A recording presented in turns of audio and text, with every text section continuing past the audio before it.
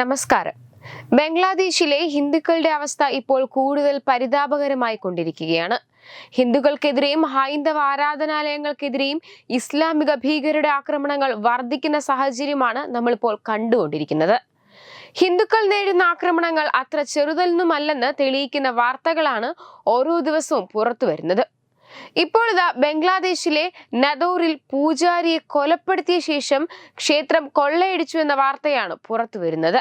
നദോർ സദർ ഉപജില്ലയിലെ ബരാഹരീഷ്പൂരിലെ കാശിംപൂർ മഹാശ്മശാന ക്ഷേത്രത്തിലെ പൂജാരിയായ തരുൺ ചന്ദ്രദാസ് ആണ് കൊല്ലപ്പെട്ടത്. ക്ഷേത്രം കൊള്ളയടിച്ചു. ഇതിനോടൊപ്പമുള്ള സെൻട്രൽ ശ്മശാനത്തിലും കവർച്ച നടന്നു. കൈകാലുകൾ ബന്ധിച്ച നിലയിൽ മരിച്ച നിലയിലായിരുന്നു പൂജാരിയെ കണ്ടെത്തിയത്. കഴിഞ്ഞ 20 വർഷമായി അദ്ദേഹം മഹാശ്മശാന ക്ഷേത്രത്തിലായിരുന്നു താമസിച്ചിരുന്നത്. ക്ഷേത്രത്തിലെ പൂജാരി കൊല്ലപ്പെട്ടതായി മഹാശ്മശാന committee general secretary Satyanarayan Roy സ്ഥിരീകരിച്ചു.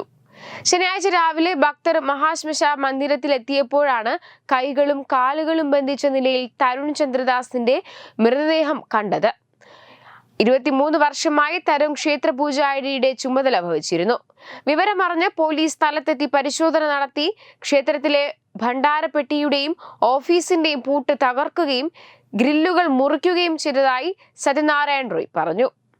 ആക്രമികൾ ക്ഷേത്രത്തിലെ പണവും വിലയേറിയ പാത്രങ്ങളും കൈക്കലാക്കി. അതേസമയം ഇതിനു മുൻപും ബംഗ്ലാദേശിൽ പൂജാരിയെ കൊലപ്പെടുത്തിയ സംഭവം ഉണ്ടായിട്ടുണ്ട്.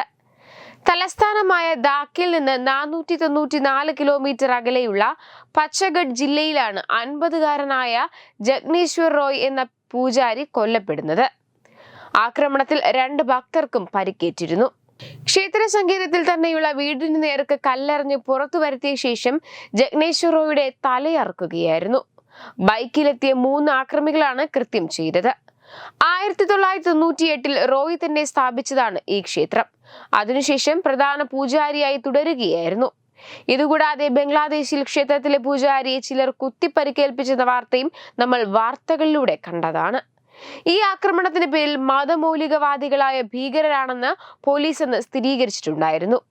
അതേസമയം ഹിന്ദുക്കൾക്കെതിരെ ആക്രമണങ്ങൾ നടക്കുമ്പോൾ ബംഗ്ലാദേശ് ഇപ്പോൾ നേരിടുന്നത് കടുത്ത ഭക്ഷ്യക്ഷാമമാണ്.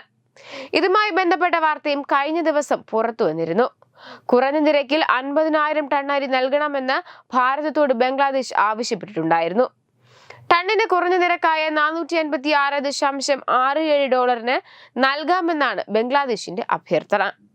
ഷെയ്ഖ് ഹസീനയെ അട്ടിമറിച്ച മുഹമ്മദ് യൂനസിന്റെ നേതൃത്വത്തിലുള്ള ഇടക്കാല ഭരണകൂടം അധികാരമേറ്റതിനു ശേഷം ഹിന്ദുക്കൾക്കെതിരെ വ്യാപക ആക്രമണമാണ് അരങ്ങേറിയത്. ഹിന്ദു ആചാര്യനായ ചിന്മയ് കൃഷ്ണദാസിനെ അറസ്റ്റ് ചെയ്ത് ജയിലിലടച്ചതോടെ ഭാരതവുമായുള്ള ബന്ധം വഷളായിരുന്നു. എന്നാൽ ഇപ്പോൾ നടക്കുന്ന ആക്രമണങ്ങൾ അവസാനിപ്പിക്കാതെ ബംഗ്ലാദേശിന്റെ ഈ ക്ഷാമം അവസാനിക്കില്ലെന്ന തരത്തിലുള്ള വിലയിരുത്തപ്പെടലുകളാണ് വരുന്നത്. കൂടാതെ ബംഗ്ലാദേശ് ഇപ്പോൾ ചെയ്തു കൂട്ടുന്ന ആക്രമണങ്ങൾക്ക് അധികം വൈകാതെ തന്നെ ഉത്തരം നൽകേണ്ടി വരുമെന്ന ആരോപണങ്ങളും വരുന്നുണ്ട്. അതിന്റെ ആദ്യപടി മാത്രമാണ് നേരിടുന്ന ഈ ക്ഷാമമെന്നും വിലയിരുത്തലുകൾ വരുന്നുണ്ട്. വെബ് ഡെസ്ക് തത്തുമൈ ന്യൂസ്. മനുഷ്യത്വം മരവിക്കുന്ന കൊടുങ്ക്രൂരത കണ്ടിട്ടും മിണ്ടാതിരിക്കുന്നത് മാധ്യമധർമ്മമല്ല. ബംഗ്ലാദേശിൽ ഇസ്ലാമിക ഭീകരതയുടെ ഇരകളാകുന്ന ന്യൂനപക്ഷങ്ങൾക്കായി നേതി ലെറ്റ്സ് ടോക്കും തത്തുമയും ചേർന്നൊരുക്കുന്ന വേദിയിൽ ലോകം ഒരുമിക്കുന്നു. ഓൺലൈൻ മാധ്യമ ചരിത്രത്തിൽ ആദ്യമായി 6 മണിക്കൂർ നീണ്ടു നിൽക്കുന്ന പ്രത്യേക ലൈവത്തോൺ കോൺക്ലേവ് ഡിസംബർ 22 ഞായറാഴ്ച ഇന്ന് വൈകുന്നേരം 5:30 മുതൽ. രാഷ്ട്രീയ, സാമൂഹിക, സാംസ്കാരിക, മാധ്യമരംഗത്തെ പ്രമുഖരോടൊപ്പം സാധാരണക്കാരായ ജനങ്ങളും പങ്കെടുക്കുന്നു. ഓൺലൈൻ മാധ്യമരംഗത്തെ ഈ ചരിത്ര മുഹൂർത്തത്തിൽ പങ്കാളികളാകാൻ എല്ലാ പ്രേക്ഷകർക്കും സുസ്വാഗതം. Powered by Jyothis, realising your dream home. Our ongoing luxury apartments projects are Crown near Karivattam, The Square near UST Global, White Manor near Attigal Ambalathara, and Evergreens Luxury Villas near Tirumala. Call 90482 55599. Jyothis Building Promoters Private Limited, Thiruvananthapuram.